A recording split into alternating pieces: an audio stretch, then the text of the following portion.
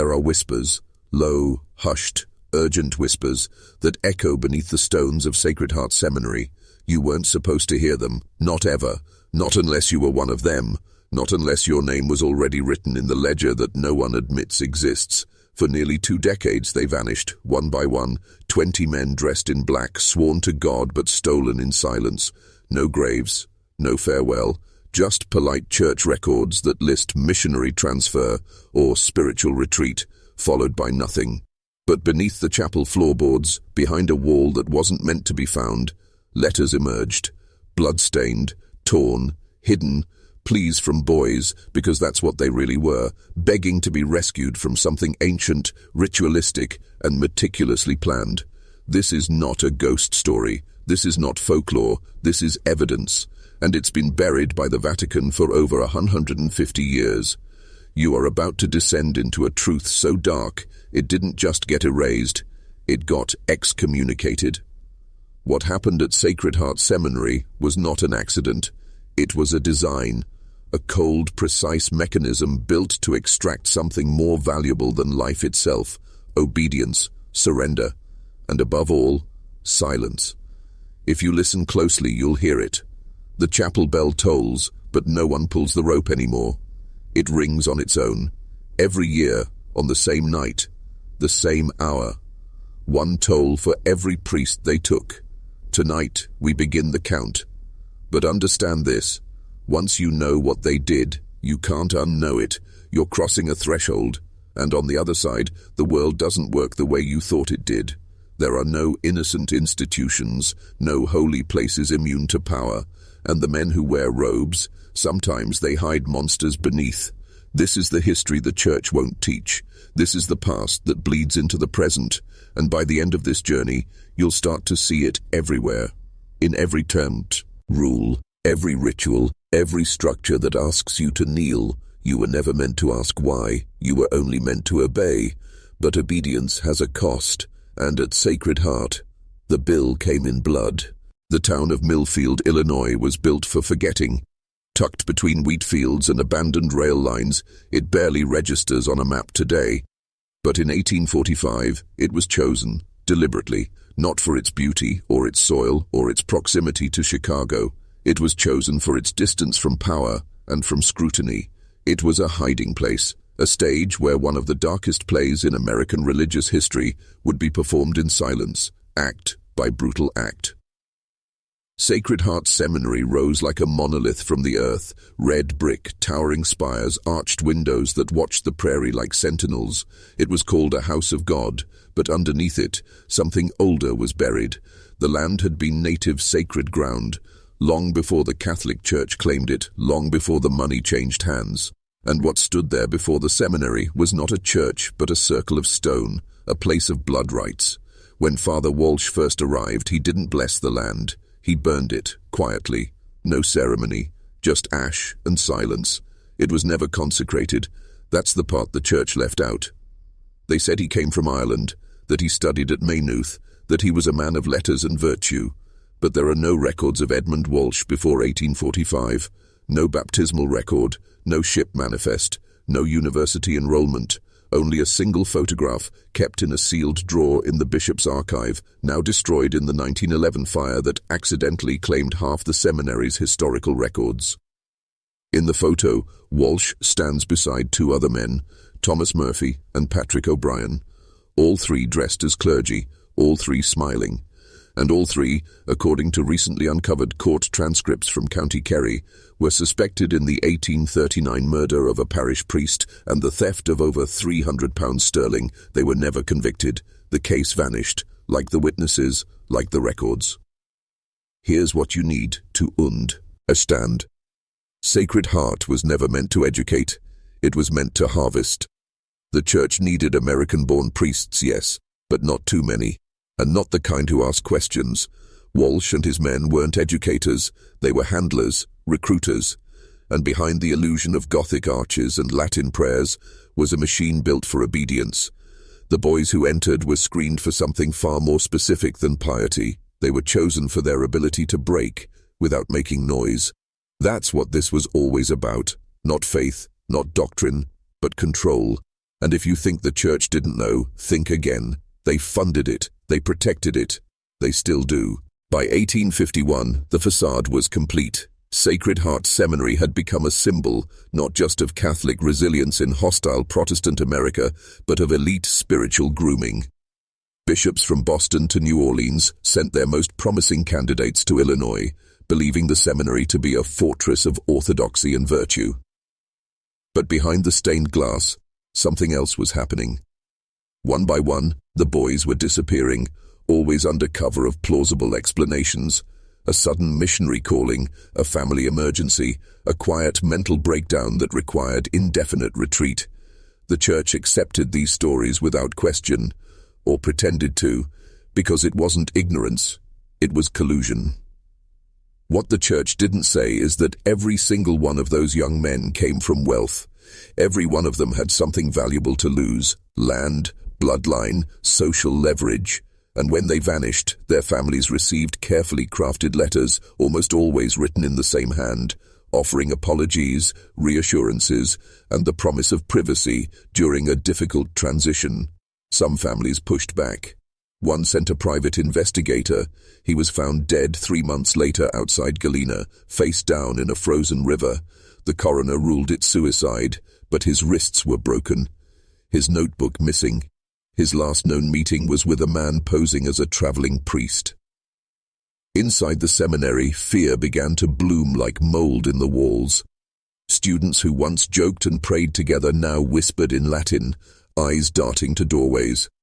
Those who asked too many questions found themselves reassigned, either to special duties in the archives or to long, isolated labor tending the grounds. One student, Joseph Bellamy, confided in a town doctor that he feared some of the boys weren't sent away, they were buried.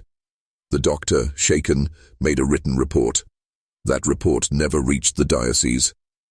The doctor's it mysteriously burned to the ground 2 nights later. He left town, no forwarding address, and the bell kept ringing. Every disappearance was followed by a midnight toll. Just one, never during storms, always when the skies were clear and the moon high, so no one could say they hadn't heard it. This wasn't a coincidence. It was ritual, a silent signal that the offering had been accepted, because that's what these young men were. Offerings, not to God, but to the men who played him. Power needs fuel, and what better sacrifice than a soul once given in innocence? Sacred Heart wasn't a seminary, it was an altar, and the priests who ran it were not shepherds. They were butchers.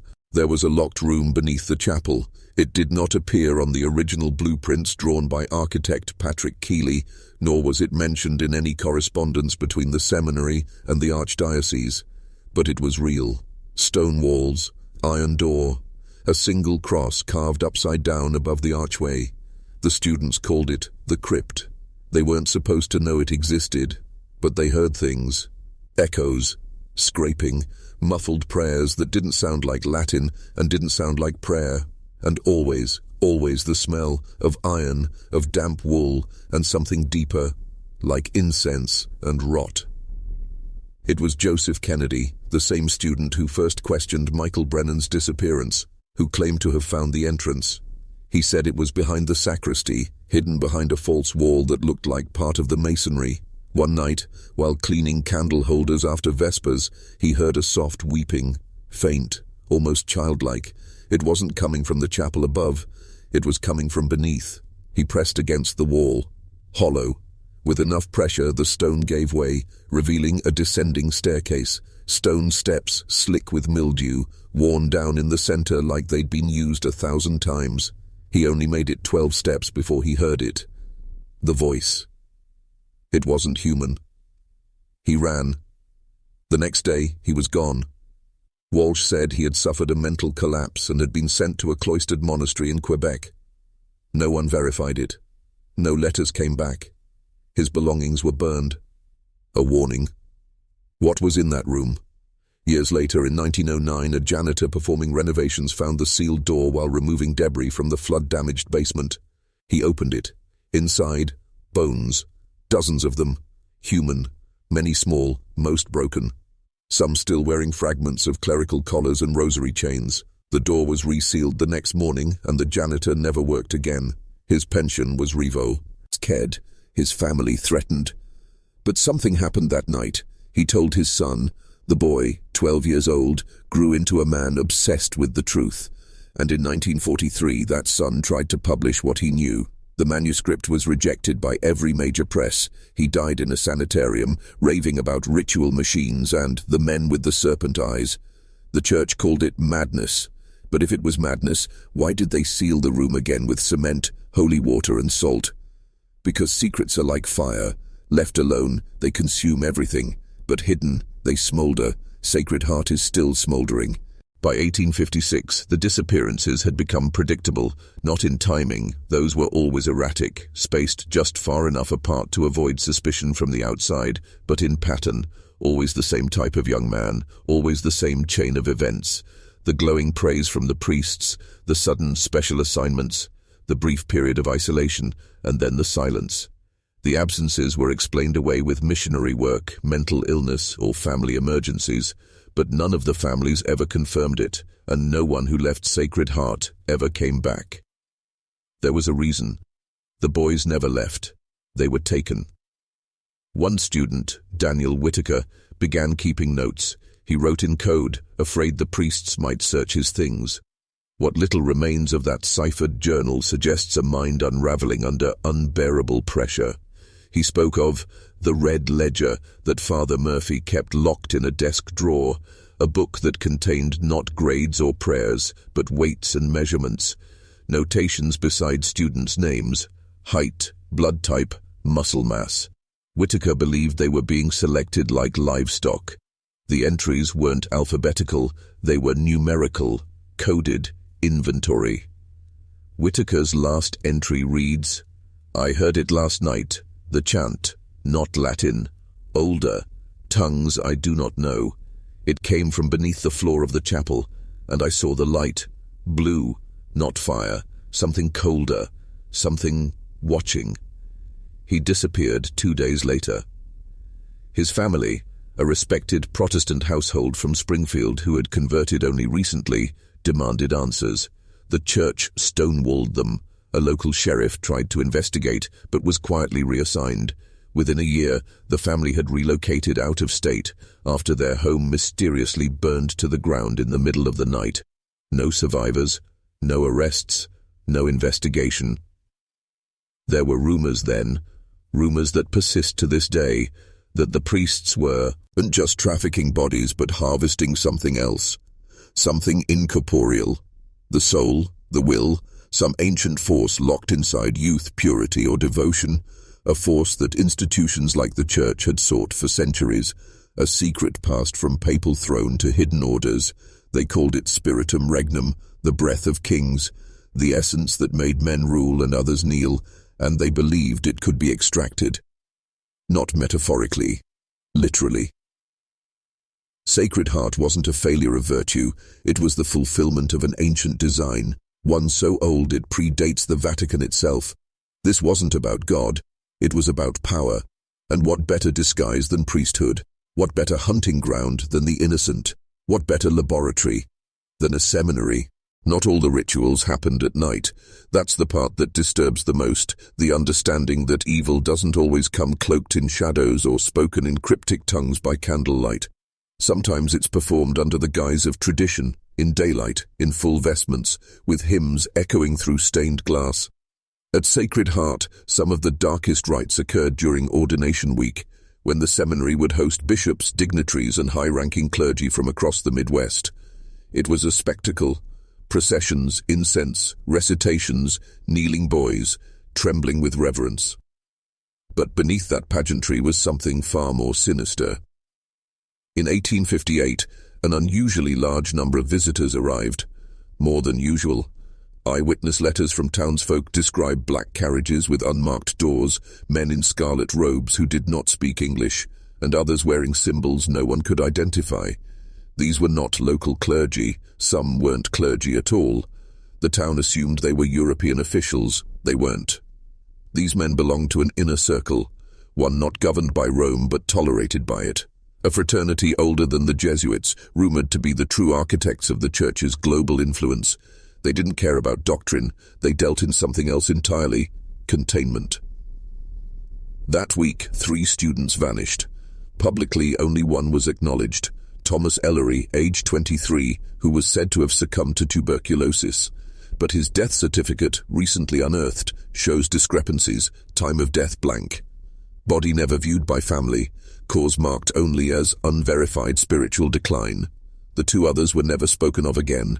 Their dormitories were reassigned, their records erased, their families silenced with threats veiled in scripture. But one piece survived. A single page torn from Ellery's personal prayer book, found decades later in the seminary's archives, tucked between pages of a Gregorian chant manuscript. In his own hand it read, "They took our names, then our voices, then our sleep.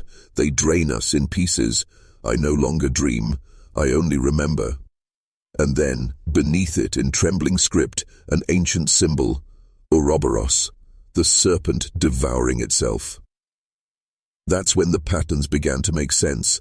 The circular theology, the ritualized labor, the emphasis on obedience over comprehension. These weren't accidental pedagogies, they were programming techniques. Control systems refined over centuries to produce one thing: vessels, empty men, men without resistance, men who could be filled. And you wonder why the Church survived empires. It didn't just endure power, it studied it.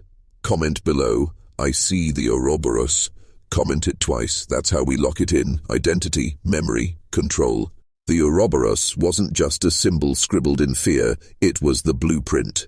The endless cycle of creation and destruction, life feeding on death, spirit devoured by system. It is the sacred geometry of control. And Sacred Heart Seminary was built to embody it, literally. The architectural design, at first glance, traditional Gothic revival, revealed disturbing anomalies upon closer inspection. The hallways curled unnaturally, forming incomplete spirals. The prayer chambers were arranged in concentric rings, echoing the layers of Dante's Inferno rather than Heaven's Ascent. And at the very center beneath the chapel was the sealed crypt, the unknowable core, where light could not reach. This was not a coincidence, it was intentional. Walsh, Murphy and O'Brien didn't just build a school, they constructed a machine, a living structure built to cycle devotion into submission, submission into silence, and silence into something far more profitable. You must understand, institutions like Sacred Heart don't survive on donations alone.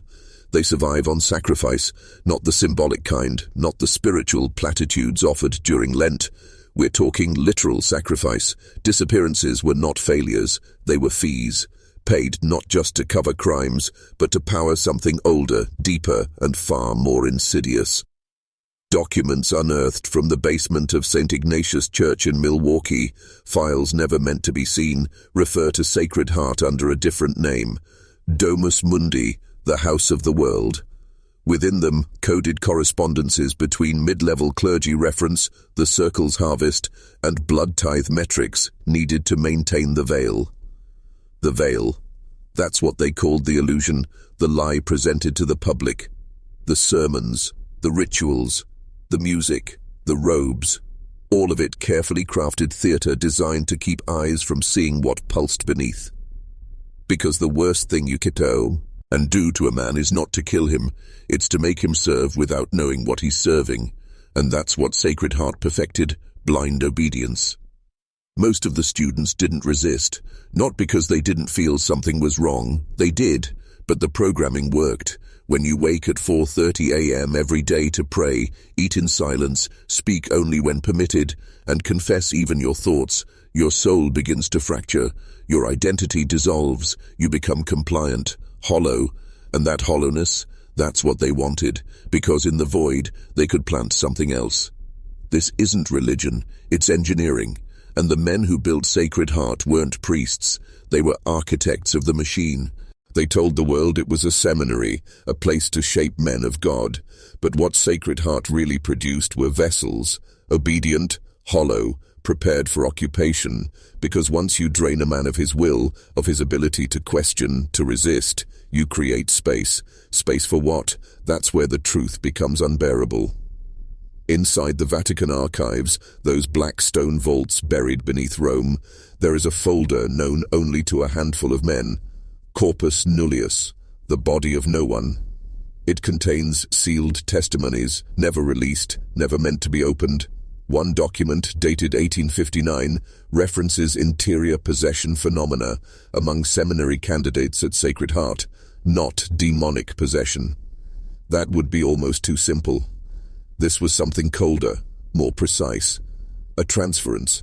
Something, someone, was moving in.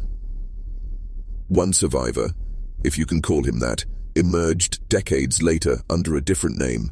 He was a janitor in Omaha. No family, no records, just a birthmark that matched one of the vanished priests, Stephen Alcott, who had disappeared in 1855. When questioned, he spoke in fragments, often in languages he shouldn't have known: Sanskrit, Aramaic, Babylonian. He claimed he remembered being emptied and filled with flame that did not burn. Doctors labeled him insane, but one psychiatrist, Dr. Marcus Liddell, documented something strange. Alcott's neural scans showed no trauma, no damage, just blank spaces, whole regions of the brain not activated. It was as if someone had turned the switches off. That's what they were doing at Sacred Heart, creating space, preparing hosts. Why? Because the church was never just fighting devils, it was negotiating with them.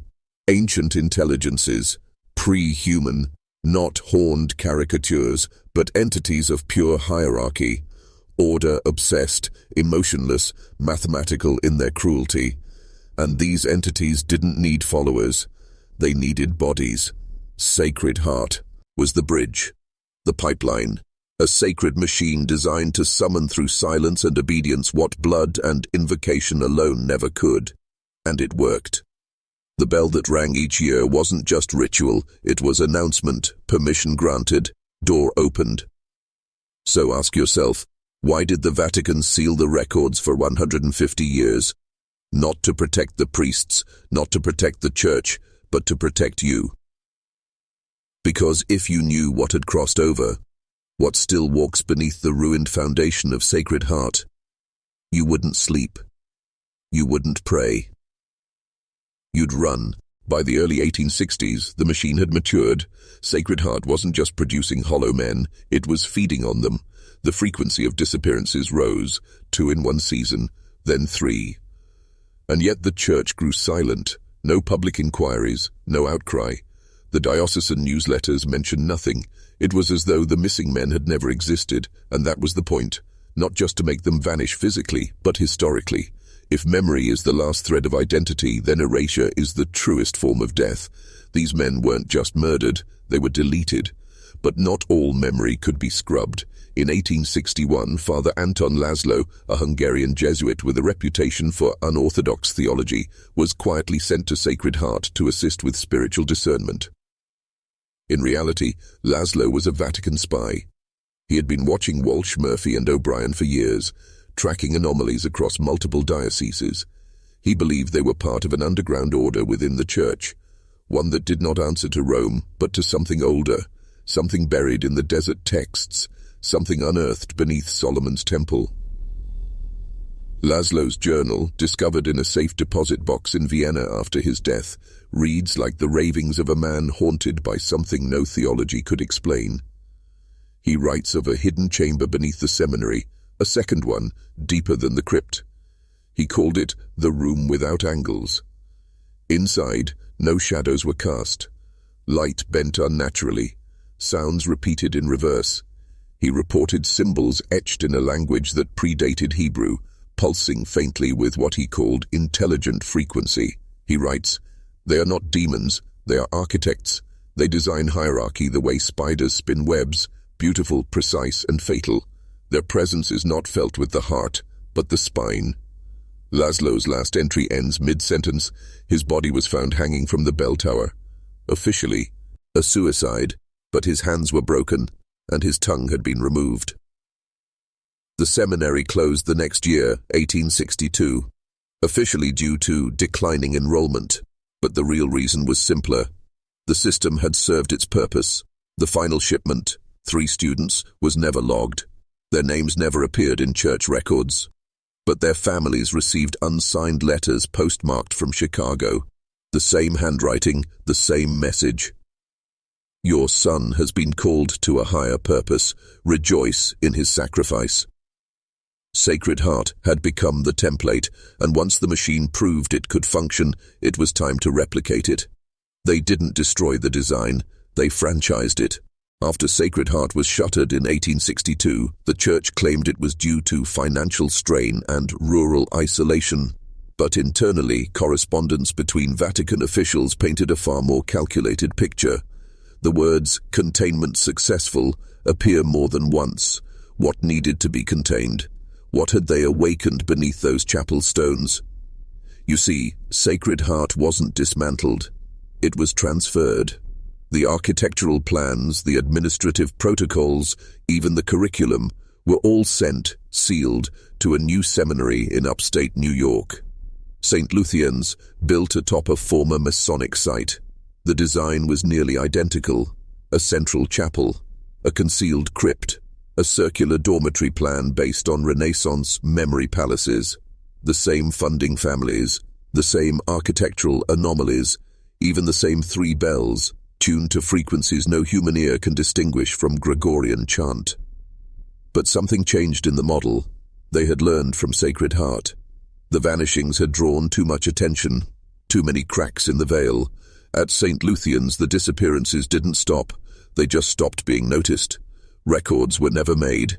Names were never added to registries. The young men taken were undocumented, immigrants, orphans, boys who, according to the system, didn't exist. It was cleaner that way, quieter. And what about Sacred Heart itself? The building was left to rot. The land was blessed and cleansed. A symbolic burial. But it didn't take. Because in 1873 something horrifying happened. A group of local boys dared each other to sneak into the ruins during a storm. Only one returned, mute. His eyes burned white as if by flame. He never spoke again. The town sealed off the property, and by 1880, maps had been redrawn. The name Sacred Heart Seminary was erased from all diocesan publications, as though it had never existed, but the building remained. Its stone, blackened. Its windows shattered. Its bell tower silent but intact. And then, in 1896, the bell rang again. No storm, no wind, just one long, low toll in the dead of night. No one pulled the rope. Eyewitnesses reported seeing 3 figures walking the grounds, dressed in black cassocks. No faces, just movement. As if the seminary wasn't abandoned, but reopening. What the church had tried to bury was beginning to awaken. Because these machines, they don't sleep, they wait. And when the world is distracted, when we're at our most vulnerable, that's when the cycle begins again. This isn't history, it's pattern recognition.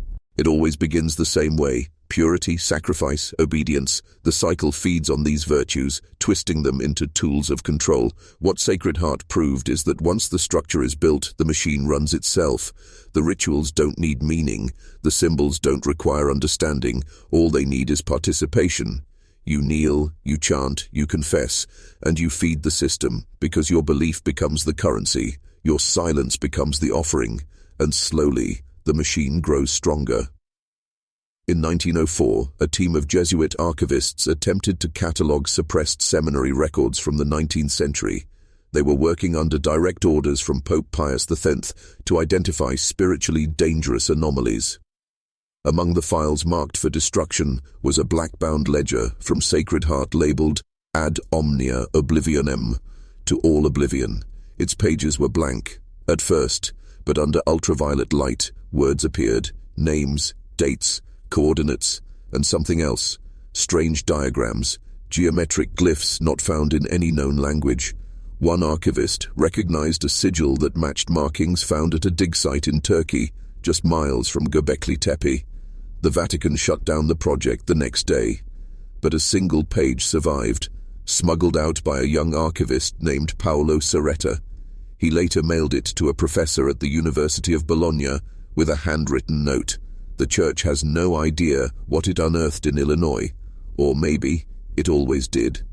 That professor, Dr. Arturo Benucci, published a paper years later under a pseudonym, arguing that certain religious institutions were not created to worship God, but to contain something else, something pre-Abrahamic, something that required ritual and hierarchy to remain dormant. He called it the Root Protocol. His work was dismissed as occult paranoia. He was later found dead in his study, books burned, the page gone, but the coordinates list, and in that ledger, they formed a pattern. Every one of them corresponded to a training institution of faith, seminaries, monasteries, Jesuit colleges, and everyone had a history of unexplained disappearances, sealed archives, and unmarked graves. These were not isolated incidents, they were nodes, feeding points, like nerves in a vast, ancient organism pulsing beneath the skin of modern civilization. And at the center of the pattern, Sacred Heart Seminary, the first bell, the first breach, the mouth that opened the system, the place where obedience was perfected not as virtue, but as surrender. They weren't teaching theology, they were teaching subjugation. There's a reason obedience is prized above all else in certain institutions, not faith, not love, not even repentance. Obedience. Because obedience creates predictability, and predictability makes possession easier. This isn't metaphor. This is architecture, the kind that rearranges the mind itself.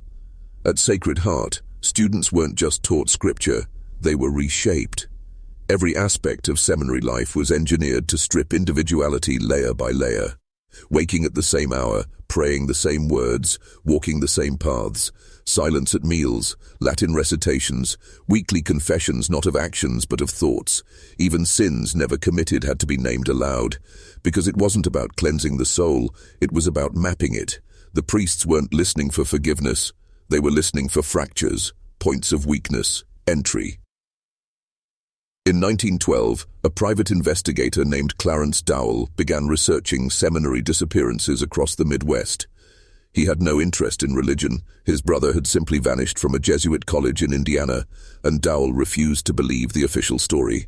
What began as a personal quest led him to Sacred Heart's forgotten footprint. He traveled to the ruins, camped there for 3 days.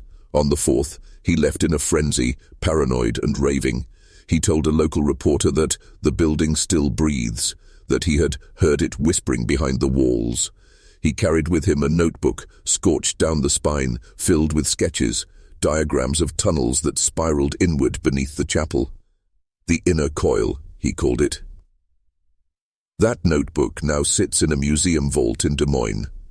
It has no public listing, but those who have seen it describe images of unmarked altars, iron restraints built into wooden floors, and symbols that match carvings found in Babylonian tombs, symbols associated not with death, but containment. Dowell disappeared. Read 6 months later. No trace, no record, as if Sacred Heart had finally reclaimed what it had let slip.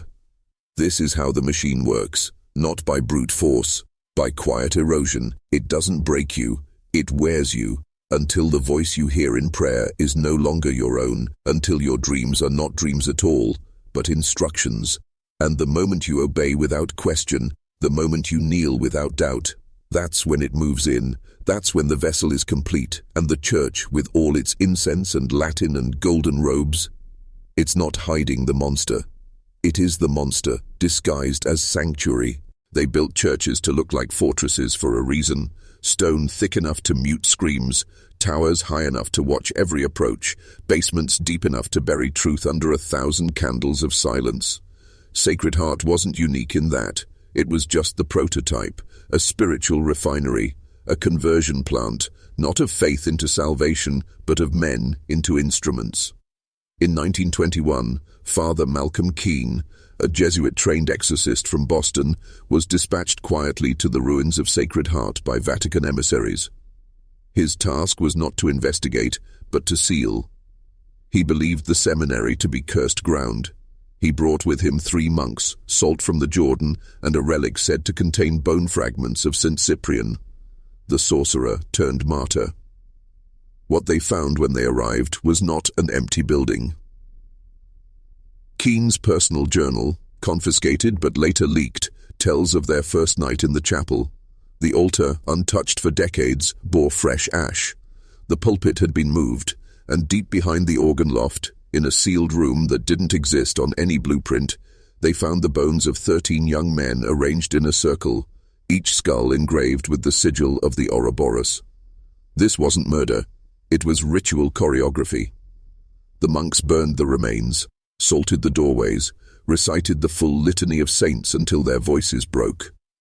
Keen performed a rite no longer taught, one traced back to Carthage, before Rome stole the rites for itself, and still, on the third night, the bell rang. By itself. No wind, no movement, just one toll, and the chapel shook. Keen wrote, "It does not dwell in the shadows, it is the stone."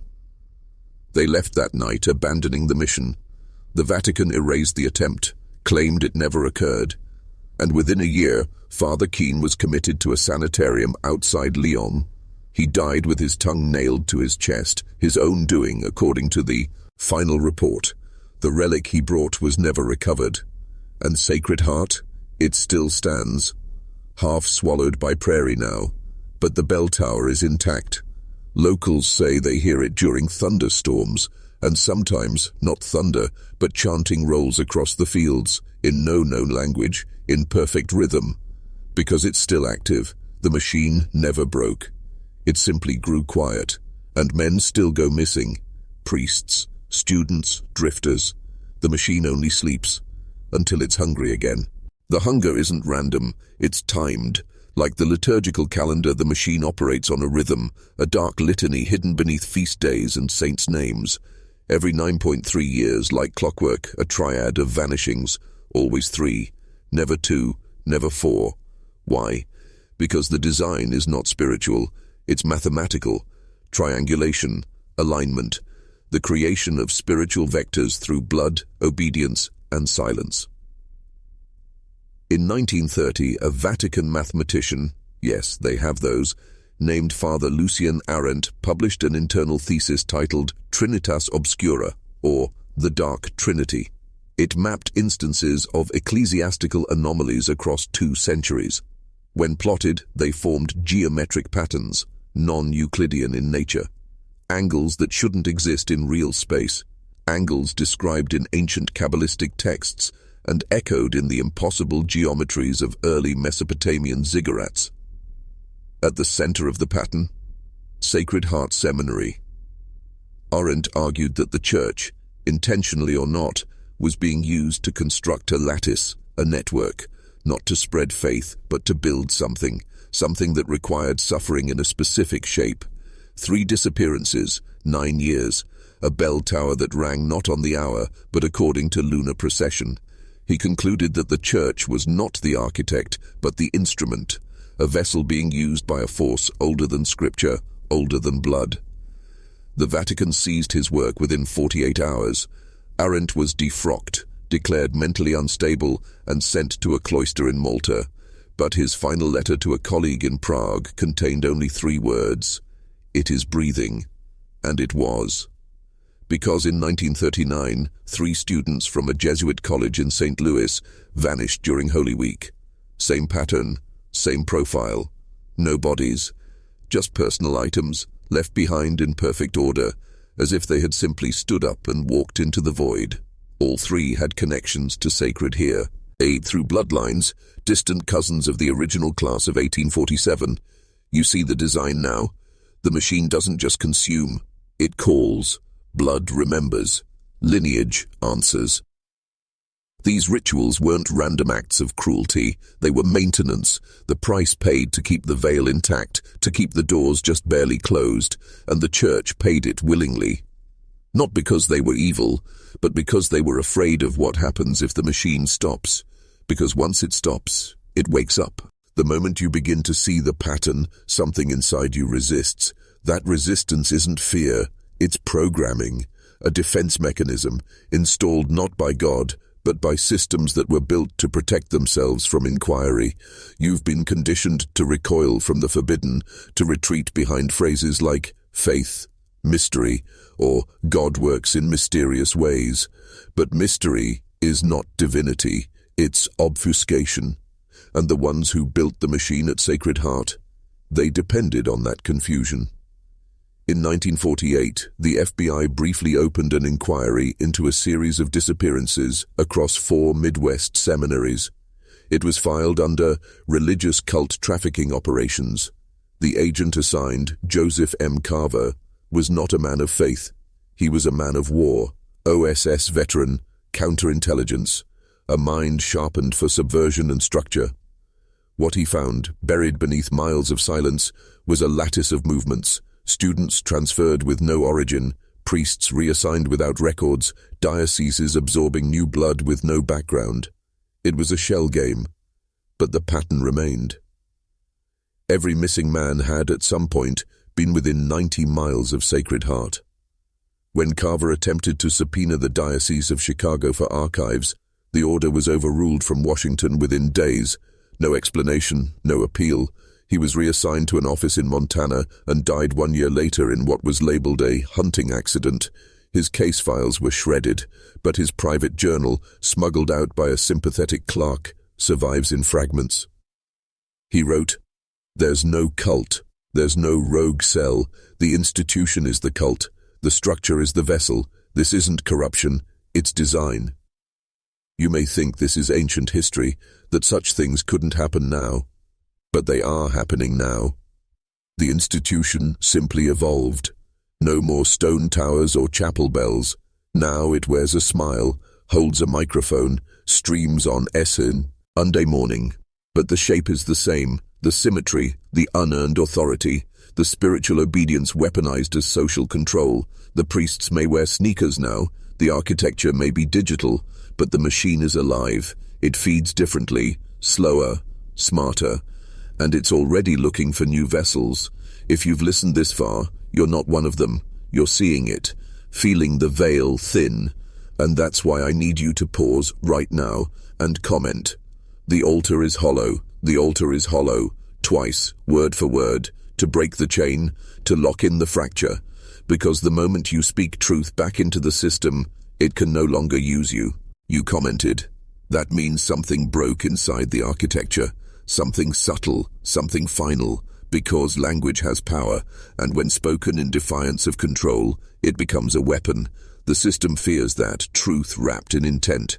Sacred Heart was never afraid of violence. It was afraid of remembering, of men who remembered what it was really for. Let's go deeper now.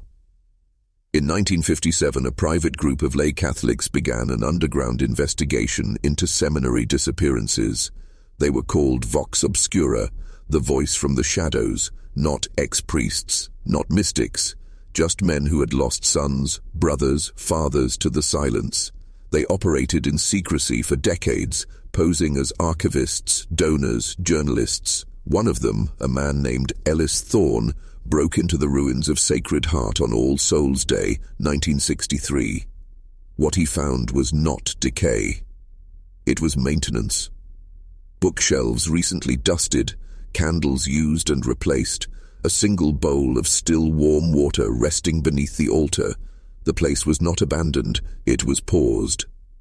Ellis took one item, a wooden box sealed with wax, and a sigil resembling a reversed triquetra, an ancient binding mark used in both early Christian mysticism and Sumerian death rites.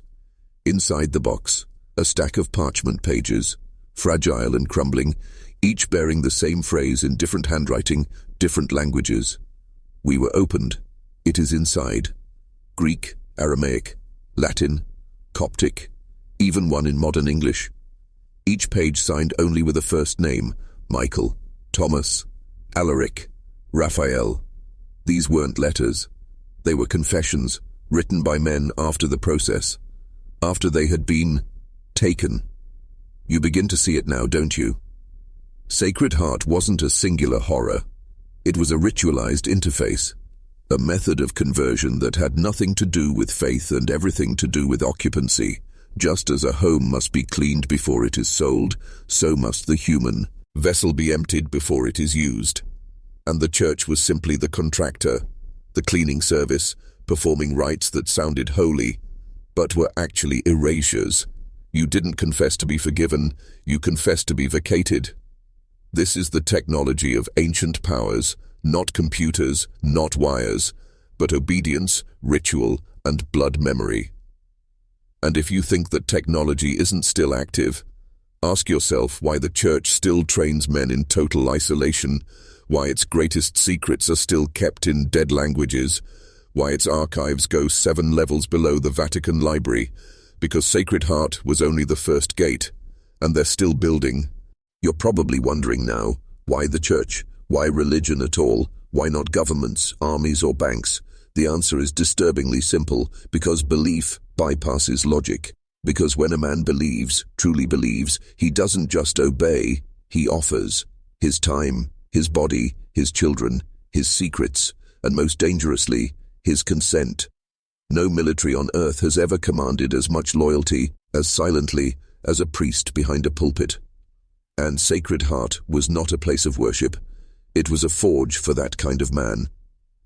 In 1974, deep in the archives of the Archdiocese of Milwaukee, a single document was misfiled, placed by accident into a box of birth records. It was a transfer letter, unsigned, with no recipient listed. It detailed the movement of subjects 54 through 56 from Sacred Heart Seminary to an unnamed ecclesial installation in the Nevada desert. The subjects were not described by name, but by psychological profile, yield rating, trauma exposure, linguistic capacity, and theological rigidity. These were not students. They were test beds. The letter mentioned a phrase that has appeared nowhere else in public church records. The Ash Protocol is in effect. What is the Ash Protocol? No one knows, but there is a theory. Across all known cases of Catholic seminary disappearances, a single name keeps surfacing in unmarked visitor logs and witness statements. Father Ash. No first name, no diocesan affiliation, no photographs, only descriptions, always the same. Tall, gaunt, wearing an older cassock, speaking perfect Latin, eyes the color of wet ash, and the smell of burnt wood whenever he left a room. Some say he's not a man, but a custodian of the gate that Sacred Heart opened, that when a subject passed the final test, obedience unto erasure, Father Ash would appear, take them to the next phase. No one ever saw the destination. No one ever returned. In 1981, a novice named Ed Luca Ferrero at a seminary in Michigan wrote a desperate letter to his sister. He claimed he had seen Father Ash in the library at 2 a.m., placing books no one had checked out, books not listed in the catalogue, books bound in red leather, embossed not with a title but with a circle of keys. He said he was hearing prayers that no one spoke, and dreaming of staircases that never ended. The letter ends with this: I think I passed the test. I think he's coming for me. Luca was never seen again, because once you pass the test, you no longer belong to this world. You belong to the system beneath it. The system beneath. That's what this has always been about, not heaven or hell, not sin or salvation, but the mechanism beneath what we call reality. A layer so old, so embedded, that even our myths have forgotten its name. Sacred Heart was simply one entrance, a fracture, a breach dressed in stained glass and Gregorian chant. But the thing it accessed, that presence, has no name in any language still spoken aloud. Let me show you how deep this goes. In 1993, a defrocked Dominican named Elias Merton released a manifesto, privately printed, hand-delivered to 20 former seminarians across the Midwest. It was titled Deus Sub Terra, God Beneath the Earth.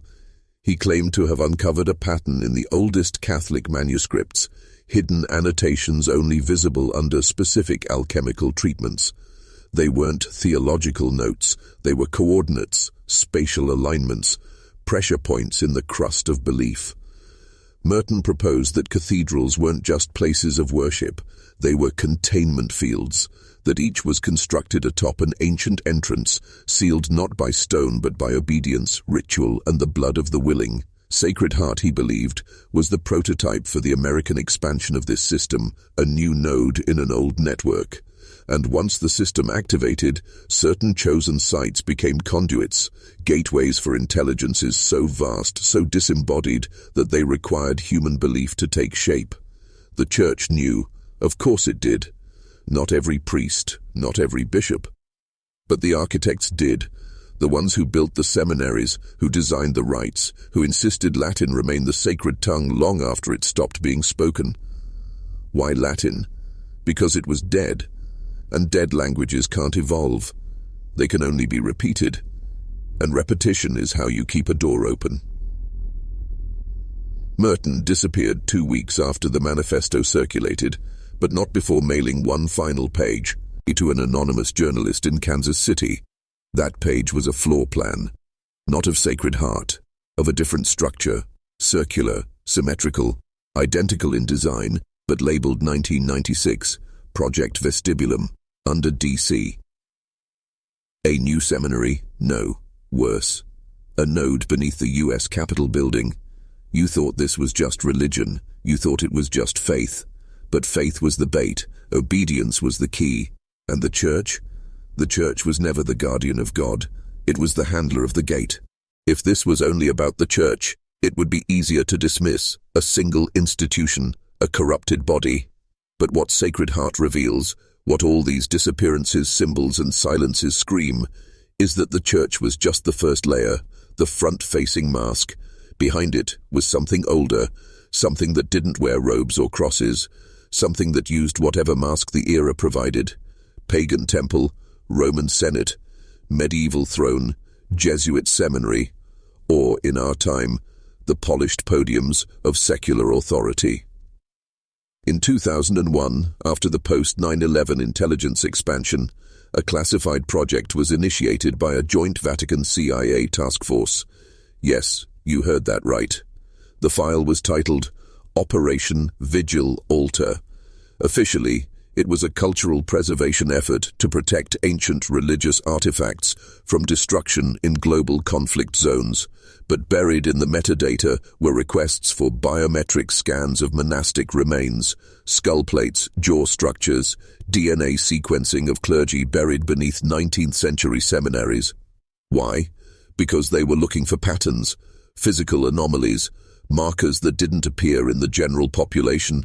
They were searching for what Vatican scientists called non-human linguistic imprints, neurological evidence that certain minds had been used for communication by something not bound to human language, something that required specific architecture, not just of buildings, but of brains. The results were never published, but a whistleblower leaked a single photograph, a skull, elongated, ridged, and engraved, with a message etched in mirrored Latin. Vocem audivi non ex me. I heard a voice not from myself. This is what obedience trains you for, not virtue, but vacancy. The more you yield, the more space you make, and eventually there's nothing left but a vessel, walking, breathing, praying, preaching, but no longer inhabited. Think back. Why did Sacred H demand total isolation? Why were the students never allowed outside contact? Because corruption needs witnesses, but conversion needs silence. Every act of submission, every kneeling posture, every muttered chant, each was a line of code, an access ritual, and when the full sequence was complete, they didn't vanish, they were reformatted. We call it possession, we call it madness, but it's something else entirely. Integration. And somewhere right now, a smiling priest is welcoming new students into a seminary built on top of that ancient lattice. Because the gate never closed. It just moved. You feel it now, don't you? The unease crawling behind your eyes, the whisper that none of this is just story, that something ancient is watching through the cracks. Because truth has a frequency, and you're tuned in. Sacred Heart was never abandoned. It was transferred. The structure may crumble, but the system relocates like a virus mutating to bypass immune defenses. And the next site, it's already active. In 2009, a quiet groundbreaking took place in rural Missouri, a seminary unlike any other. Privately funded, no affiliation with Rome, no public directory, and no graduates, just a name whispered in archived planning documents. Corpus Ascensum, the ascending body. The land it sits on was purchased by a shell company traced back to one of the Vatican's offshore holdings. No formal ties, just a paper trail, because the Church learned after Sacred Heart, the next iteration had to be invisible. Locals say they hear chants late at night, see lights in the sky, patterns, not movement, and sometimes they find things on the edge of the woods. Robes, animal bones arranged in trinary spirals. Once a priest's collar nailed to a tree with Latin carved above it. I am non sum. I am no longer. Investigators don't go near it. Journalists turn back. Even conspiracy forums stay quiet. Because everyone knows what happened last time. Someone dug too deep. Dr. Olivia Tern, a semiotician from the University of Chicago, published a paper in 2012 analyzing liturgical chants for hidden mathematical patterns. In Corpus Ascensum's only leaked recording, she discovered that the melody aligned with ancient Sumerian star maps, used not for navigation, but for summoning. She tried to present her findings at a conference in Munich. She was found dead 3 days before, her mouth stitched shut with black thread, a passage from Leviticus written on her chest. Any soul that consults the dead, will be cut off from his people. That wasn't scripture. That was warning. The church, the state, the structure, they're all scaffolding. You've been taught to fear the devil as a red figure with horns, but the real evil wears linen, speaks softly, wields Latin like a scalpel, and builds seminaries on top of mouths in the earth. Sacred Heart wasn't an anomaly, it was a proof of concept.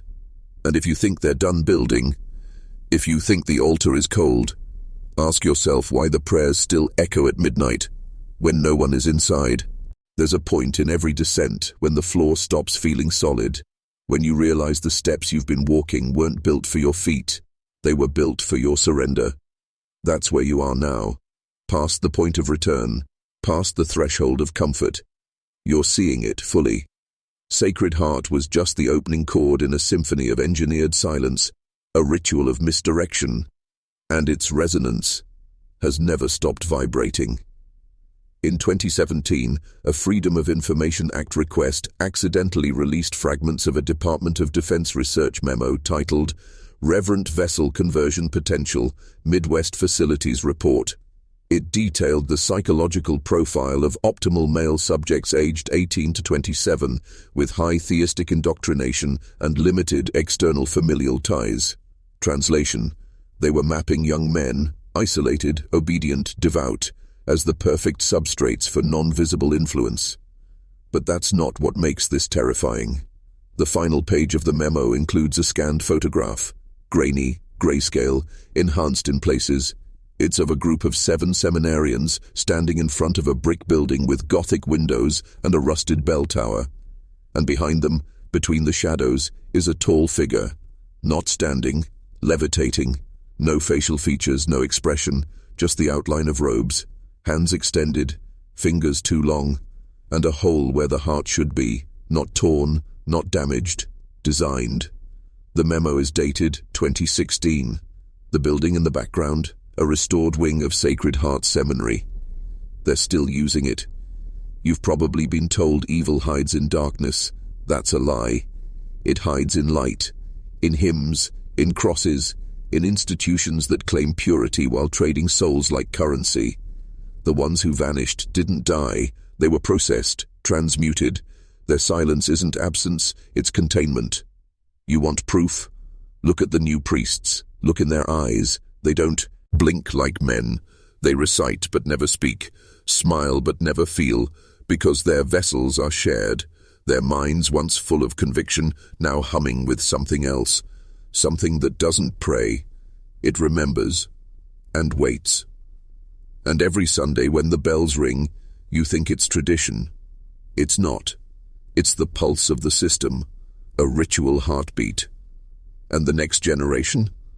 already walking into its arms, willingly, eagerly, believing they're entering the house of God. But some houses were built to trap sound. Some halls were designed not for worship, but for containment. You were taught to call it holy, to bow before it, to whisper in its presence. But what if the chapel was never a sanctuary? What if it was a cage for something beneath the floor, and every song, every kneeling prayer, every act of obedience was just part of the ritual to feed it? Let's go back, one last time, to the altar at Sacred Heart. Beneath the stone was not wood, not foundation, but a door. In 2020, a construction team clearing the grounds for what was supposed to be a historical monument made an unofficial excavation beneath the crumbled sanctuary. What they uncovered was a hidden chamber, sealed by 7 iron rods, each engraved with a different sigil. Not Christian, not Catholic, older. Symbols once found carved on bones in Sumerian tombs, symbols that speak of binding, of containment. Inside the chamber were remains, but not of priests, of things wearing priestly garments, elongated limbs, ribs that flared horizontally, skulls with no eye sockets, just smooth, porous bone and an etched cavity where the pineal gland would be. These were not men. These were hosts, shells, discarded once used. The lead archaeologist, anonymous for his safety, documented the discovery in a private audio recording. His final words, trembled and slurred, are etched into digital history. They were farming us, and we built the church for them. That's the truth, isn't it? You built it. You tithed for it, served it, protected it. Because the system didn't just hide inside religion, it used religion to construct access, a stairway carved from blind devotion, an altar built not to honor, but to seal. And now, centuries later, the seal is weakening. The systems that kept the doors shut, obedience, bloodline, silence, they're all breaking down. Why do you think they're rushing to restore these seminaries? Why do you think new religious movements are suddenly merging ancient text, modern tech, and corporate funding? Because the gate wants back in, and it's using every tool, dogma, distraction, digital liturgy, to crawl through the cracks. You think this is folklore? Then why has every major world religion referenced the same structure? The same throne below the earth, different names, same geometry, same sacrificial rhythm. Because even the myths remember what we have forgotten. Some gods never left, they were simply buried. Buried, but not dead. That's the distinction they never wanted you to make. Death implies an end, but what was sealed beneath Sacred Heart didn't die. It waited. Because entities that feed on consciousness don't perish like men. They withdraw, dormant, listening through prayers, dreams and rituals, waiting for belief to fracture just enough that they can return through the very systems built to contain them. In 2021, a Jesuit scholar turned occult researcher named Daniel Rathford unearthed a Vatican vault file labeled Ad Extinctionem, Latin for toward extinction. It was encrypted, bound in red wax, and watermarked with the emblem of the Congregation for the Doctrine of the Faith, the Vatican's secret police of heresy. Inside was a series of letters from 1849, from Father Walsh. Yes, the same Father Walsh who supposedly founded Sacred Heart Seminary, except these weren't records of academic vision or divine instruction. They were warnings.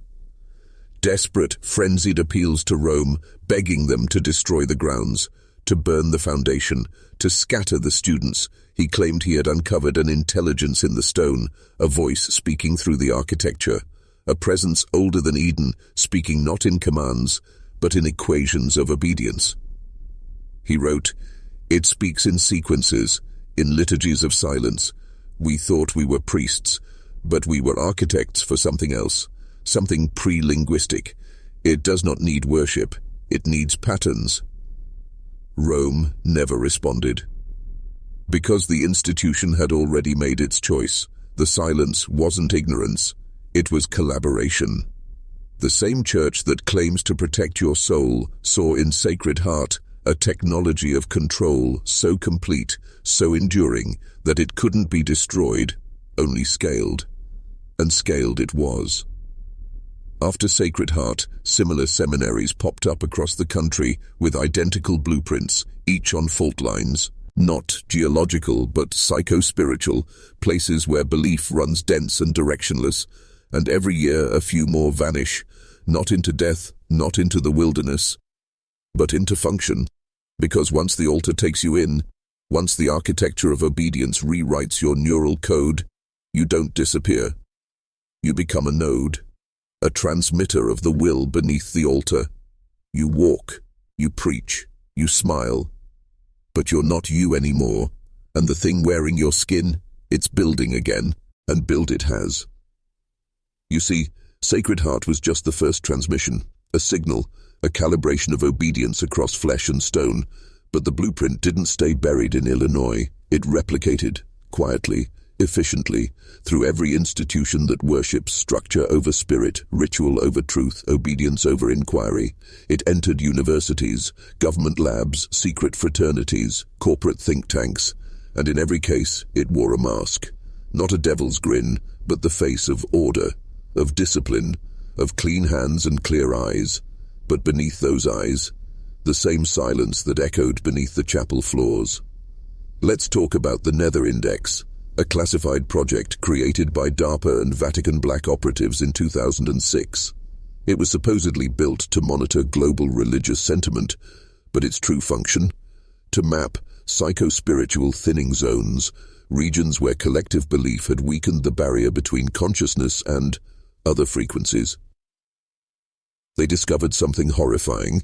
In every city where a defunct seminary had once stood, the local population showed increased levels of dissociation, sleep paralysis, and auditory hallucinations.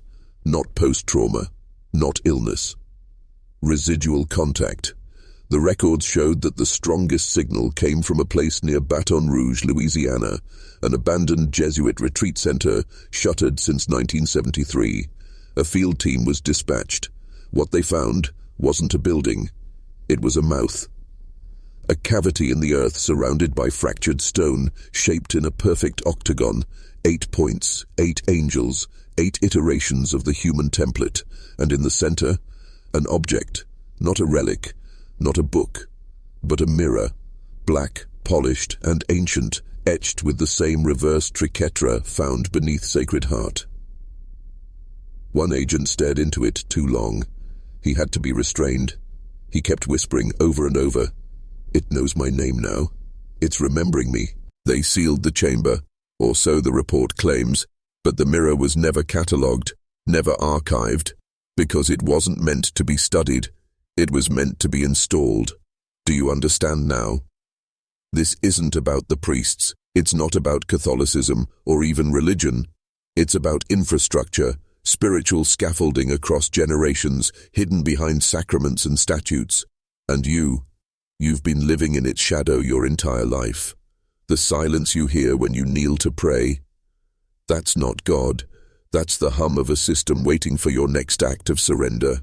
You made it to the final threshold. Few do. That pressure in your chest, that tightening behind your eyes, that's not fear, it's recognition, because somewhere deep inside, part of you remembers. Not from a book, not from a sermon, but from the way your blood hums when truth gets too close. You know this isn't fiction. You know the stories were never just stories, and now the final piece clicks into place. The 20 disappeared priests weren't chosen. They were built. Not in the biological sense, but psychologically, systematically, sculpted into something that could host what the Vatican once called principium vacui, the principle of emptiness. The ancient belief that the purest vessel is not the holiest, but the most hollow. Sacred Heart's curriculum, its isolation, its extreme spiritual discipline, it wasn't training, it was extraction.